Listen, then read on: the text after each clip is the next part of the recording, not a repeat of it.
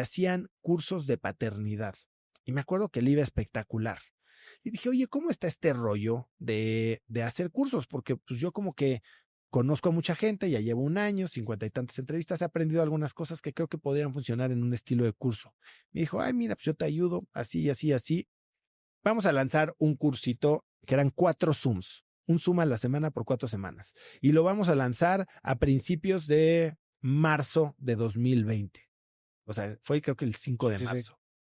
Perfecto, Y pandemia, ¿no? pero ni siquiera había pandemia todavía. Sí. Hago un Zoom a las 5 de la mañana, porque aparte dijimos, aparte tiene que ser extremo. Ya. Entonces, desde el inicio. Les ibas a pedir que se levantaran a las 5. No les iba, les pedí. Les pedí, les dije a las 5 de la mañana les voy a decir quién está aceptado al curso. O algo así les dije. Y en 8 minutos había vendido 41 lugares de $1,000. No mames. Cuando te digo que estaba yo quebrado. Sí. Entonces, en ese momento, desperté a mi esposa con una botella de champaña. Son las 6 de la mañana. Tenemos $41,000. No.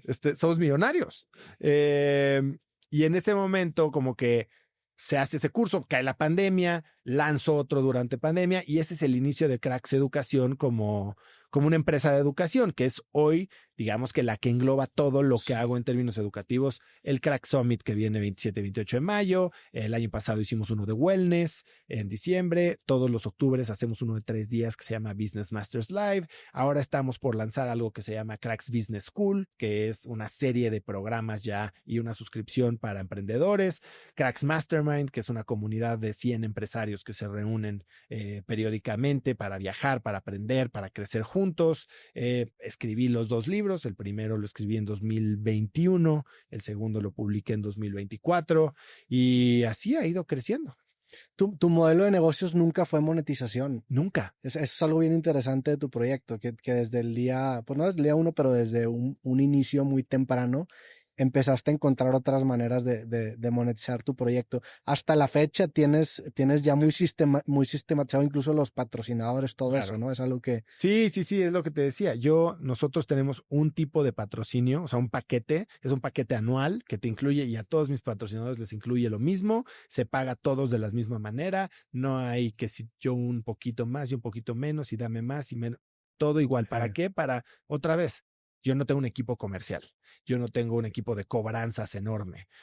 Ahorita, por ejemplo, hay 2 patrocinadores que no pagaron y les publicamos sus anuncios. Okay. No pagaron yo cobro por adelantado.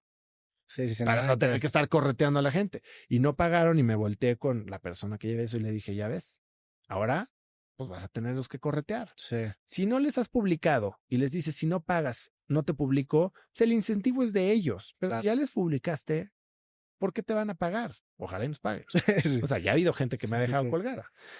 Pero no, nunca fue el... Eso es clave, fíjate, eso sí desde que he platicado contigo te lo he aprendido. El estandarizar los paquetes de colaboración te reduce. Que a ver, he estado migrando gradualmente en mi proyecto a también tú mismo, otra vez, autoconocimiento, definir qué te gusta y qué no te gusta hacer, claro, qué estás dispuesto y qué no estás dispuesto a hacer. Pero el siguiente paso es establecerlo ahora sí ya por escrito y ponerlo en paquete. Ya hasta tienes reglas. Sí. La mejor manera de zafarte de algo que no quieres es decir que hay una regla que te lo impide hacer. Sí. Y entonces no es personal, ¿no? Le dirías la misma respuesta a alguien que viene ahorita o a alguien que llega mañana, a tu tía o a alguien que te acabas de conocer. Y aparte te ayuda también a eficientar los procesos. Claro. No tienes que estar negociando y, oye, es que esto es así o nada. Órale, va. Y también, ¿qué es lo que está en esta lista? Porque lo que no está en esta lista no está disponible. Yo, por ejemplo, yo no soy influencer. Yo no hago, hazme una story de no sé qué. Híjole, soy malísimo. Yo creo que ni funcionan. No sabría ni cuánto cobrarte. ¿Sabes qué? Mejor no. O sea, sí me gusta algo tuyo. Lo voy a hacer totalmente gratis y feliz. Pero no me mandes pensando que soy Andy Benavides, que te va a postear y hacer una ola de ventas, porque no va a pasar. Sí. ¿No?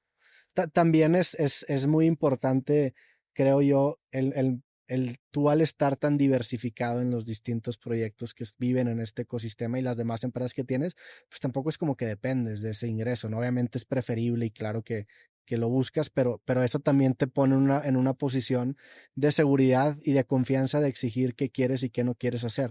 En la cuestión, por ejemplo, de patrocinios, ¿es más tú buscar o es esperar a que... Nunca hemos buscado un patrocinador.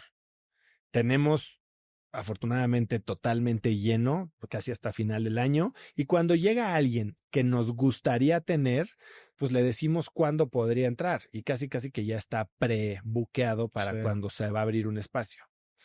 Y ese modelo de negocios del podcast fue algo que empezó gradualmente, ¿o sí, lo empezaste a descubrir? O sea, ¿cuál fue el primer acercamiento a, ok, porque empezó como un tema de networking, como lo mencionamos, después el primer curso, después de ese curso, o sea, que esa realización de esos $41,000 la botella de champaña, ¿cuál fue el siguiente paso? ¿Más cursos? Más cursos. Okay. Lo primero fueron más cursos y después en pandemia pasó que yo a finales de 2019 también di una conferencia TEDx, la única que he dado. Y la di en Tijuana y la di en inglés. Ah, sí, me la aventé esa. En inglés la primera está dura, ¿no? Como que dije, bueno, pues si va a servir de algo que sirva pues para ser speaker y dónde pagan mejor, pues en Estados Unidos. Claro que nunca me contrataron acá. O sea, el evento no era en inglés. No, güey, fui el único pendejo. Y te mamaste.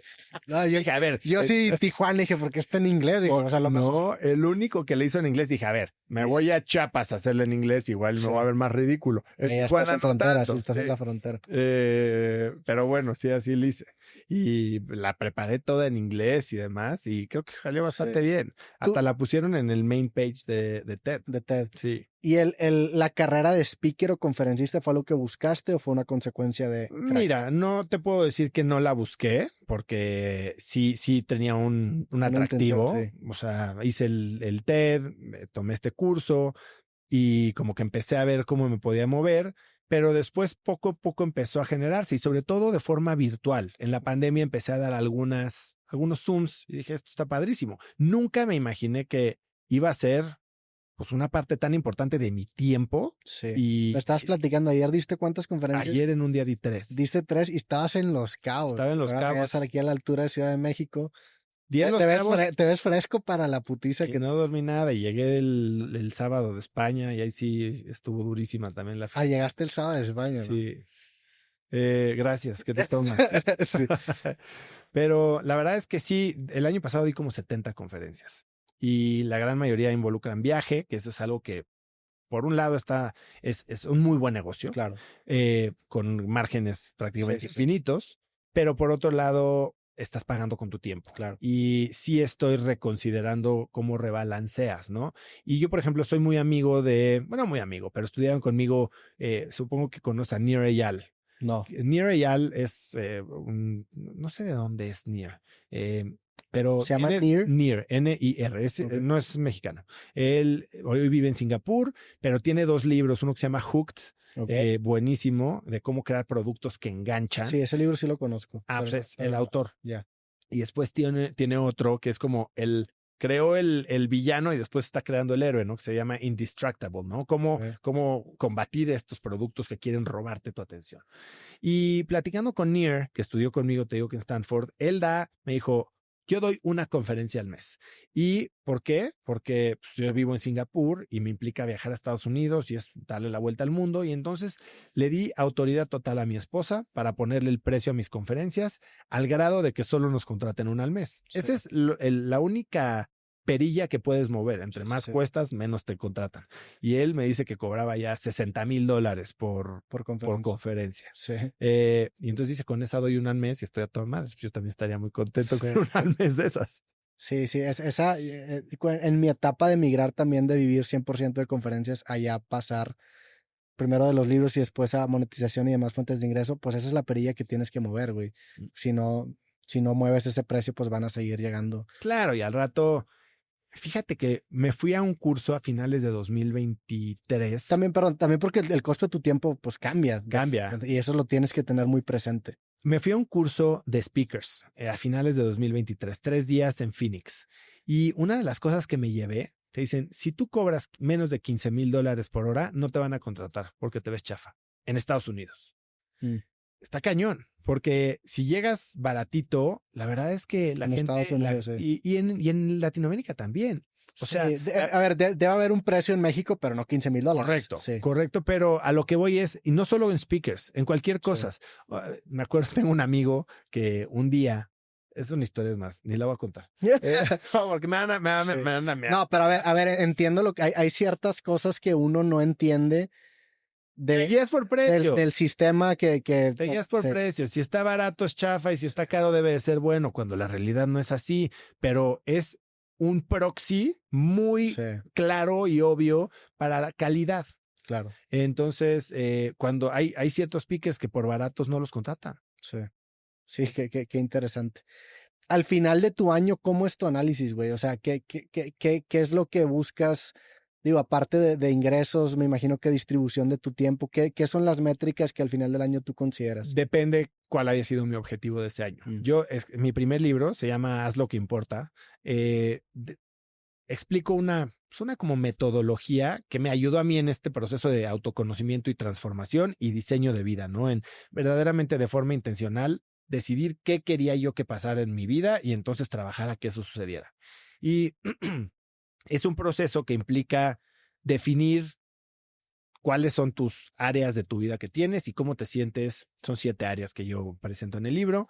Y cómo te sientes en cada una de estas áreas en términos de tu satisfacción. No lo que te dice tu tía o tus amigos que deberías de tener o tus amigos de la escuela, no. ¿Cómo te sientes tú?